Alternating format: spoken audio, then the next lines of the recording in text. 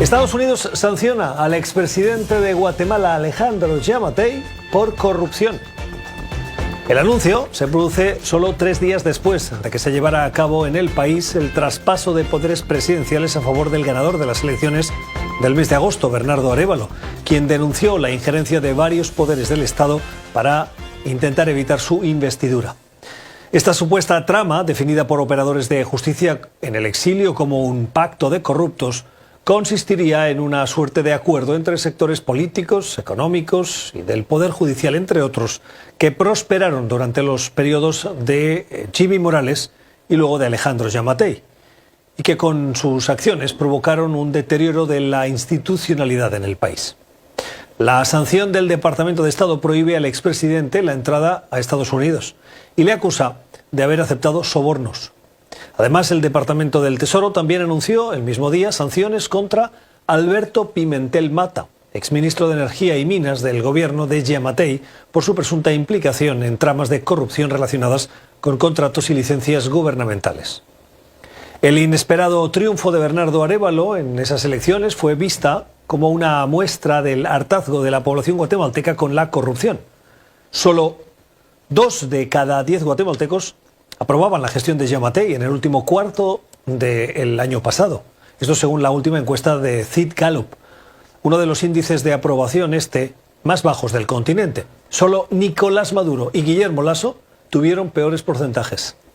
¿Cuán sólida es la evidencia hoy conocida de esas acusaciones de corrupción en contra de Alejandro Giammattei?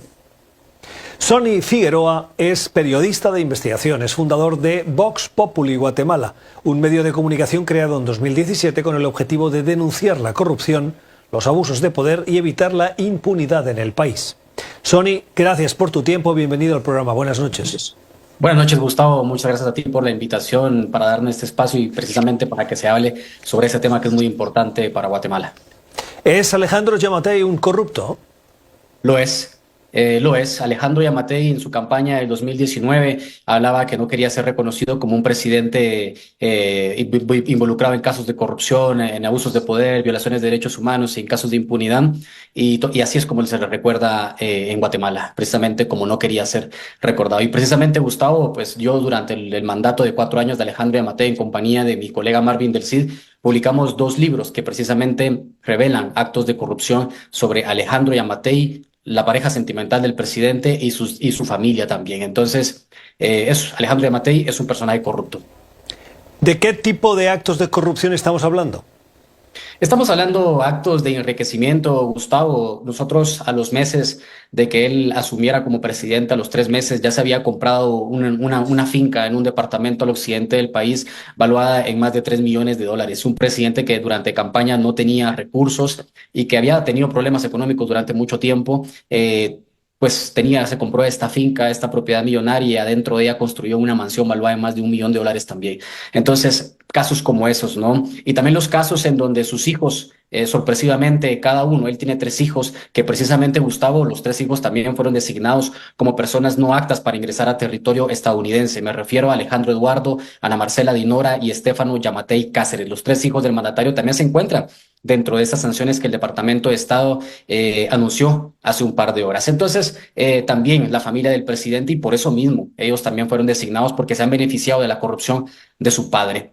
Y así puedo seguir hablando también de otros casos, Gustavo, como que otros medios de comunicación han denunciado, como la corrupción alrededor de la compra de vacunas Sputnik que involucró el gobierno de Guatemala, que precisamente por eso fue que uno de los funcionarios más cercanos al presidente, y me refiero a Luis Miguel Martínez, también fue sancionado aplicándole la ley Magnitsky. Entonces, el presidente ha estado involucrado en muchos casos de corrupción. ¿Y qué evidencia hay que pruebe esa corrupción? Entiéndame bien.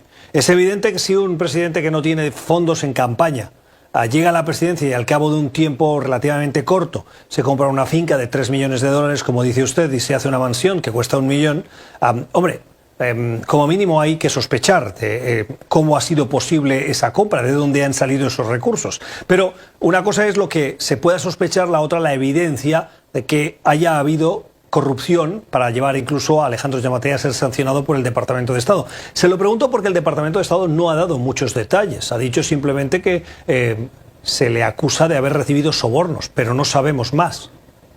Claro, por supuesto. Y es que lo interesante de todo esto, Gustavo, es de que el ministro de Energía y Minas, pues precisamente una de las personas que fue cercana a Alejandro Yamatei durante su gobierno, fue sancionado. Estamos hablando de Alberto Pimentel, fue sancionado también aplicándole esta ley, la ley Magnitsky. Y a lo que vamos es de que precisamente en muchos de esos casos de corrupción se le vinculan directamente al presidente. ¿Por qué? Porque los funcionarios que están apareciendo sancionados por el gobierno estadounidense, reportaban directamente al presidente Alejandro Yamatei. Es evidente que cuando altos funcionarios de este tipo están involucrados en casos de corrupción y están siendo sancionados, es muy iluso pensar de que el presidente de la República no estuvo involucrado en estos actos de corrupción. Sumado a eso, de que la compra de propiedades de él, de su pareja y los hijos, pues obviamente lo que despierta aquí es sospecha. Pero también hay que mencionar, Gustavo, de que los casos periodísticos que se han presentado de parte de Vox Populi, así como otros medios de comunicación en Guatemala, como El Periódico, que fue fundado por José Rubén Zamora, todos estos casos han sido fundamentados con documentos que han detectado y han revelado irregularidades. Y obviamente que nos hacemos la pregunta es de dónde ha sacado Alejandro Yamatei toda esta plata para comprar propiedades para él, para su pareja y para sus hijos y para su círculo más cercano. Entonces, al final, obviamente, las pruebas ahí están, las evidencias ahí están, y obviamente el Departamento de Estado las ha tomado en cuenta. Yo considero que el Departamento de Estado ha tomado también en cuenta el trabajo periodístico que se ha venido denunciando durante los 4 años del gobierno de Yamatei para emitir este tipo de sanciones. Pero también recordemos de que el Departamento de Estado maneja otro tipo de información, ¿no? Ya, sí, sin duda, sin duda. Vamos a estar a la espera de lo que pueda difundir el Departamento de Estado. ¿A quién beneficiaba a Yamatei cuando tomaba esas decisiones por las que recibía sobornos? Pues hay personas involucradas que son parte de sus financistas de campaña del 2019, cuando él gana las elecciones. También documentamos casos en donde empresarios farmacéuticos que financiaron su campaña y que han tenido relación con el presidente y que esta gente ha estado involucrada en la compra de negocios a favor de la pareja del presidente, pues estos han sido beneficiados durante su gobierno. Te voy a poner un ejemplo, Gustavo. En Guatemala se usó el Remdesivir, un medicamento para tratar a pacientes con COVID-19.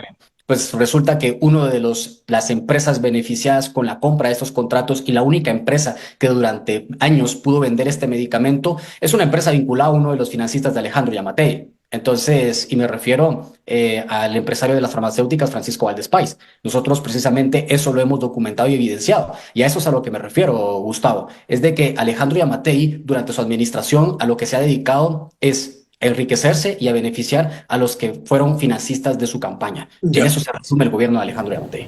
Una cosa son las denuncias internacionales, otra la que dice el Departamento de Estado y otra a la justicia a la que pueda enfrentar a Alejandro Yamatei. Dado el sistema de justicia aparentemente cooptado por lo que ha sido descrito como pacto de corruptos, ¿es plausible pensar que Yamatei puede enfrentar un proceso judicial en Guatemala? Pues mientras Consuelo Porras esté liderando el Ministerio Público y mientras el Pacto de Corruptos tenga presencia en la Corte Suprema de Justicia y en la Corte de Constitucionalidad, se ve muy difícil ese panorama, Gustavo. Y te voy a poner un ejemplo.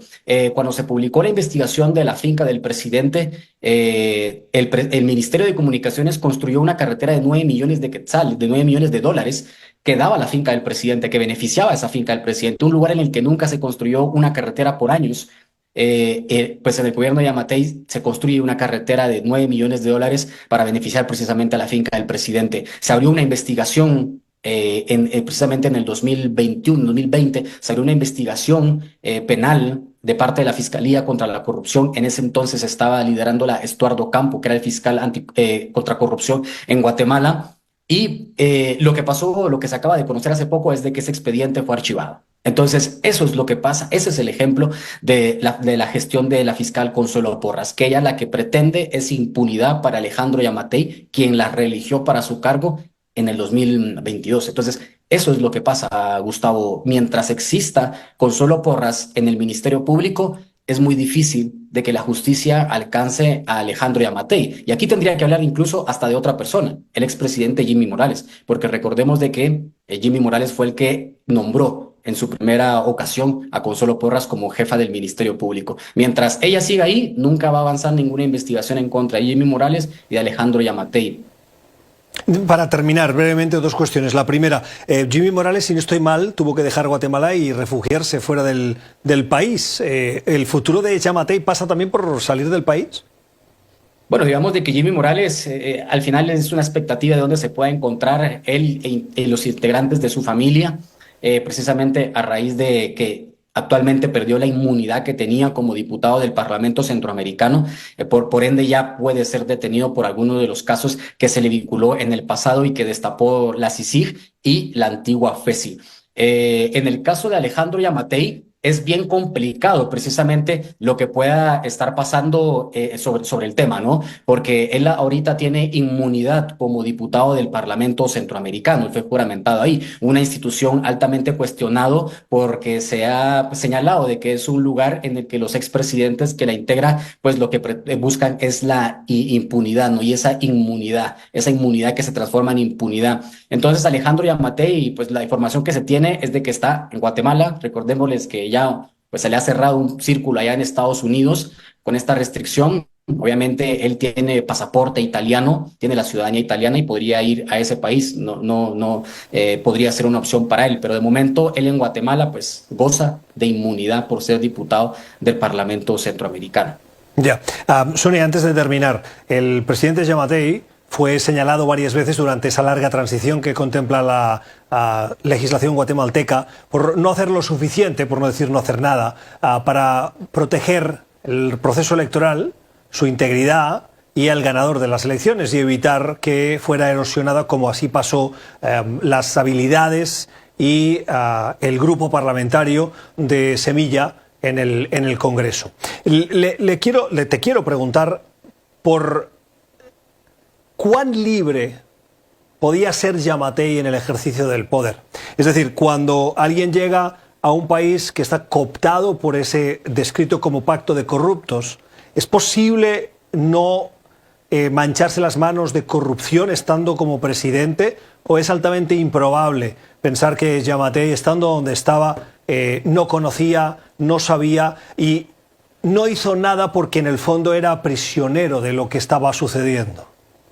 Pues yo no sé si era prisionero de lo que estaba sucediendo, Gustavo. Lo que sí te puedo decir es de que públicamente Alejandro Yamatei decía una cosa y en secreto actuaba de otra manera. La que recibía órdenes, y siempre ha sido así durante su gobierno, ha sido la fiscal general Consuelo Porras, órdenes de Alejandro Yamatei de proteger a los suyos y protegerlo a él. Entonces, públicamente el presidente, obviamente, en ese tiempo de querer limpiarse la cara ante los guatemaltecos, de todos los casos de corrupción que se hablaron durante su administración y de todo su actuar, pues obviamente empezó con un discurso en el que él decía que quería que se diera esta transición y que estaba haciendo y que no podía hacer nada más que respetar este proceso, pero al final el precedente, el pasado de Alejandro Yamatei durante su administración, obviamente la gente no lo olvida y que él salga a decir de que no forma parte de estas estructuras de poder que no querían que Bernardo Arévalo asumiera es totalmente una hipocresía porque él formó parte de todas estas estructuras de poder